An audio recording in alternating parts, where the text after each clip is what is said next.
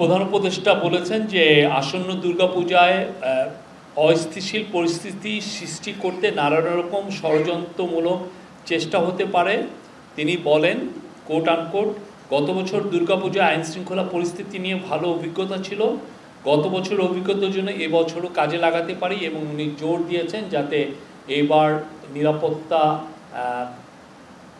সব ধরনের নিরাপত্তার জন্য খুব আগের থেকেই নেওয়া হয়, যাতে কোনো রকমের কোনো বিশৃঙ্খল পরিস্থিতি সৃষ্টি না হয়।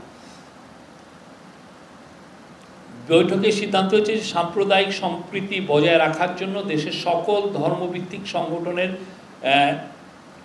সাথে বৈঠকের জন্য ধর্ম মন্ত্রণালয়কে নির্দেশ দেওয়া হয়েছে। ধর্ম অ্যাডভাইজার অতি শীঘ্রই বিভিন্ন গ্রুপের সাথে কথা বলবেন। বৈঠকে সিদ্ধান্ত হয়েছে ক্রমাগতভাবে নিরাপত্তা পরিস্থিতি মনিটরিং করার জন্য, এই জন্য নিরাপত্তা বাহিনীগুলোর মধ্যে কোঅর্ডিনেশন বাড়ানোর কথা বলা হয়েছে, এবং যে কোনো পরিস্থিতি মোকাবেলায় প্রশাসনের আগাম প্রস্তুতি রাখতে হবে।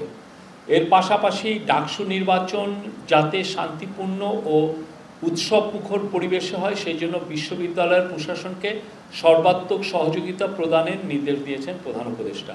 বৈঠকে আলোচনায় আসে যে পতিত পরাজিত ফ্যাসিবাদী শক্তি যখনই দেশ দেখছে যে দেশ নির্বাচনের দিকে এগিয়ে যাচ্ছে এবং এই জুলাইয়ের হত্যাযজ্ঞের সাথে জড়িতদের বিচার প্রক্রিয়া দ্রুত এগোচ্ছে, ততই তারা ডেসপারেট এবং বেপরোয়া হয়ে পড়ছে।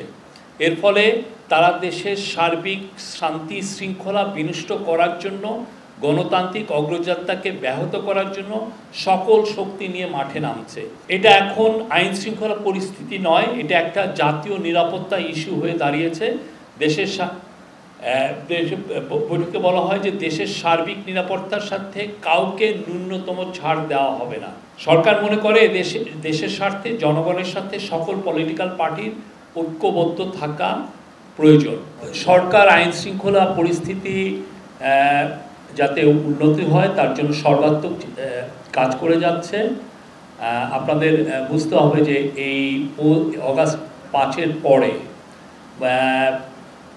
মোর দেন 1615টার মতো ঘটনা ঘটেছে, প্রোটেস্ট বা বিভিন্ন আপনি অন অ্যান এভারেজ প্রতিদিন 4টা করে ইনসিডেন্ট ঘটেছে বা প্রোটেস্ট ঘটেছে সব মিলে।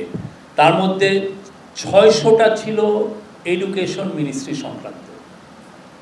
এই প্রত্যেকটা জিনিস, এই যে একটা আপনি বিপ্লবোত্তর যে ঘটনার একটা বিপ্লবের পরে মানুষের মধ্যে যে এক্সপেকটেশনটা তৈরি হয়েছে, সেখান থেকে দেখা যাচ্ছে যে সবাই প্রোটেস্ট করছেন, সবাই তাদের দাবি দাওয়া নিয়ে রাস্তায় আসছেন, সবাই তাদের কারো না কারো প্রত্যেকটা গ্রুপে। কারণ 15টা বছর অনেকে যেহেতু আগের গভর্নমেন্ট রিপ্রেসিভ ছিল এবং আগের গভর্নমেন্ট ব্রুটালি এই সমস্ত জিনিস ক্র্যাকডাউন, এই সমস্ত প্রোটেস্টকে ক্র্যাকডাউন করেছে, এখন সবাই প্রোটেস্ট করছেন, সবাই তাদের দাবি দাওয়াগুলো এই গভর্নমেন্টের সময় আনছেন।